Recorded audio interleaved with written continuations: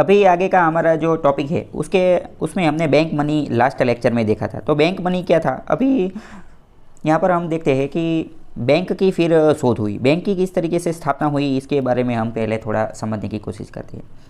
अंग्रेज जब भारत में आए थे ब्रिटिशर्स, तब उन्होंने जो है भारत के अंदर बैंक की स्थापना की थी। बैंक एक ऐसी चीज़ होती थी कि जहाँ पर लोग अपने पैसे जो है वो सेफ रखते थे, यानी कि डिपॉजिट कराते थे। फिर भारत के अंदर कुछ प्रिंसली स्टेट्स होते थे, यानी कि राजा रजवाड़े होते थे, उन्होंने भी अपनी तरफ से जो है वो बैंक की स्थापना की थी। जैसे कि bank of Patiala, Punjab bank, अलग अलग तरीके से बैंक की जो है वो स्थापना की थी। बैंक फिर इसी तरीके से काम करती थी कि लोगों के पैसे जो है वो डिपॉजिट यानी कि बैंक में रखते थे, और फिर उसी बैंक उसी पैसे को वह लोन में देती थी किसी उद्योगपति को, और इस तरीके से। तो फिर बैंक का जैसे जैसे इवोल्यूशन होता गया, तो बैंक के अंदर भी चेक नाम की सिस्टम आई, फिर डेबिट कार्ड, फिर क्रेडिट कार्ड, फिर डिमांड ड्राफ्ट, अलग अलग चीज़ जो है वो आती गई। अभी यहाँ पर हमें एक सबसे इम्पोर्टेंट चीज़ जो देखनी है वो क्या है, वो है CBS। CBS के ऊपर आपको क्वेश्चन पूछा जा सकता है। CBS का मतलब है कोर बैंकिंग सॉल्यूशन। बैंक का इवोल्यूशन होता गया, और ये जो ATM card, debit card, credit card, over draft, demand draft और चेक, यह सब कुछ आया, उसी के बाद जो है वो CBS की ज़रूरत जो है वो आन पड़ी। CBS की ज़रूरत क्यों पड़ी वो समझते हैं। CBS का मतलब है कोर बैंकिंग सॉल्यूशन। अभी मान लो का आपके एक SBI में अकाउंट है, आपके अकाउंट में जो है वो 10,000 रुपये है, 10,000 रुपये। तो अभी आप ATM में जाते हैं, और ATM में जाते ही कार्ड अंदर इंसर्ट करते हैं, और आप वहाँ से 5,000 उठा लेते हैं। तो आपके अकाउंट में कितने बचे? आपके अकाउंट में 5,000 बचे। लेकिन आप जब ATM में जाते हैं, तो ATM के अंदर आप जैसे ही कार्ड स्वाइप करते हैं, तो उस ATM मशीन को कैसे पता चलेगा कि आपका अकाउंट कहाँ पर है, आपके अकाउंट में कितने पैसे बचे हैं। और 10,000 बचे हैं, तो 10,000 में से 5,000 निकालने के बाद अभी 5,000 बचे हैं। तो यह सब इन्फॉर्मेशन ATM को कैसे पता चलेगी? पूरे भारत के अंदर आप कहीं से भी उठा सकते हैं। या फिर चेक भेजा, मान लो कि आपने चेक भेजा, तो जिस बैंक के पास आपका चेक गया, तो उसको कैसे पता चलेगा कि आपके पास कितने पैसे हैं और ये सब। मतलब कि ये जो बैंकिंग सिस्टम है, उसको अगर अच्छी तरीके से वर्क करना है, तो उसको एक सेंट्रलाइज्ड सर्वर चाहिए। उसको क्या चाहिए? एक सेंट्रलाइज्ड सर्वर, एक केंद्रीय सर्वर चाहिए कि जहाँ पर यह सब कुछ इन्फॉर्मेशन, यह सब डेटा जो है वो सेव हो, जहाँ पर ये सब डेटा सेव किया जाए, उसे बोलते हैं स्विच। तो मान लो कि यह जो स्विच है, तो इस स्विच के अंदर सभी डेटा सेव होते हैं। मान लो कि आपका जहाँ पर भी जिस बैंक में अकाउंट है, आपके बैंक का अकाउंट नंबर, आपका जो IFS कोड है, वो सब कुछ है इसके अंदर स्टोर होता है। तो अभी जैसे ही आप पोस्ट ऑफिस से ट्रांजेक्शन करते, या फिर POS पॉइंट ऑफ सेल से ट्रांजेक्शन करते, ATM से ट्रांजेक्शन करते, तो वह ऑटोमेटिकली इस स्विच के अंदर जो है वो स्टोर हो जाता है।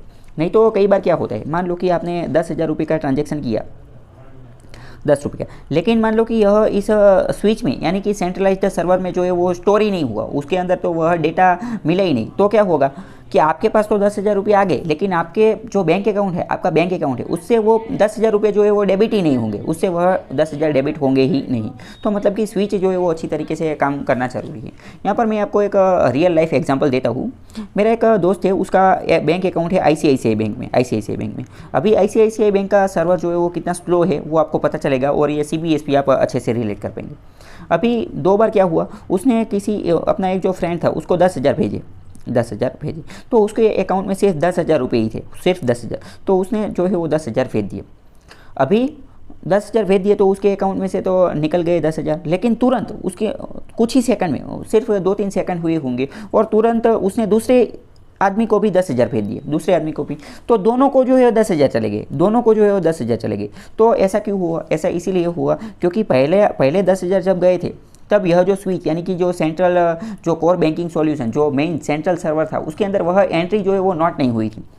और दूसरी बार भी मतलब कि उसको तो पता ही नहीं था, तो दोनों बार जो है वो 10,000 चले गए। फिर जब बैंक को, ICICI बैंक को जब पता चला कि भाई ये तो 2 बार गलती से पैसे चले गए, तो उसके अकाउंट में अभी -10,000 है, -10,000। क्यों? क्योंकि उन्होंने दूसरे भी काउंट कर लिए। तो अभी यहाँ पर तो क्या होना चाहिए कि जो सेंट्रल बैंकिंग सॉल्यूशन है, या फिर कोर बैंकिंग सॉल्यूशन, ये जो सेंट्रलाइज्ड सर्वर है, वह फास्ट होना चाहिए, सिक्योर होना चाहिए, और यह डेटा को अच्छी तरीके से स्टोर कर लेना चाहिए। अभी मैंने आपको जो एग्जांपल दिया, मान लो कि अगर कोई बड़ा वहीवट हो रहा है, बड़ा ट्रांजेक्शन हो रहा है, तो उसमें तो बहुत प्रॉब्लम हो जाएगी। मान लो कि किसी ने 1 आध करोड़ का जो है वो ट्रांजेक्शन किया, और 1 करोड़ में अगर ऐसा हो गया, बैंकिंग सर्वर स्लो है, तो उसको तो 1 करोड़ के बदले 2 करोड़ मिल जाएंगे। तो यह सब कुछ होना चाहिए। तो मतलब कि इसको क्या बोलते हैं? स्विच बोलते हैं। तो इसी तरीके से जो आरबीआई है, आरबीआई का भी एक सेंट्रलाइज्ड सर्वर है और आरबीआई का जो सेंट्रलाइज्ड सर्वर है वो इन सभी के ऊपर देख रेख रखती है। जितने भी बैंक है भारत के अंदर, जितने भी कमर्शियल बैंक या फिर शेड्यूल्ड बैंक है, वह सभी आरबीआई के अंदर अकाउंट जो वो रखते हैं और वह अकाउंट यहाँ पर रखते हैं। तो आरबीआई का यह जो सीबीएस कोर बैंकिंग सॉल्यूशन है उसे क्या बोलते हैं? उसे बोलते हैं ई कुबेर। एक बार फिर से समझते हैं, यह सीबीएस क्या है? सीबीएस यानी कि कोर बैंकिंग सॉल्यूशन, यह एक स्विच के तरीके से काम करता है कि जो एक सेंट्रलाइज्ड सर्वर की तरीके पूरे का पूरा जो डेटा है उसको स्टोर करने का काम करता है ताकि कोई चीटिंग ना हो।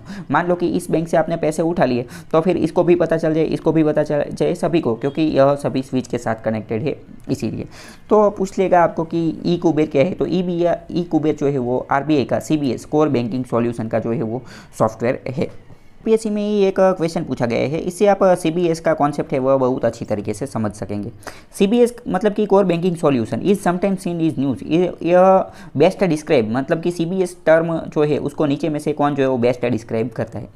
तो पहला क्या बोलता है कि it is a networking of bank branches which enable customer to operate their account from any branch of the bank on its network regardless of where they open their account. तो बस यही जो है वो उसका सही जवाब है। क्योंकि ये सीबीएस कोर बैंकिंग सॉल्यूशन एक तरीके का सेंट्रलाइज्ड सर्वर तरीके से काम करता है। मतलब कि अगर आपने कौन सी भी ब्रांच में बैंक अकाउंट कस्टमर ने खुलवाए उससे कोई फ़र्क नहीं पड़ता, आप कहीं से भी उसको ऑपरेट कर सकते हैं। क्योंकि सीबीएस कोर बैंकिंग सॉल्यूशन होते हैं, उस सर्वर के अंदर सभी इन्फॉर्मेशन जो है वो स्टोर ही होती है। तो मतलब कि आपकी ब्रांच जो है उसे ऐसा नहीं है कि आपने ए नाम के सिटी में आपकी ब्रांच है तो आप ए से ही ट्रांजेक्शन कर सकते हैं, ऐसा नहीं है, आप कहीं से भी कर सकते हैं।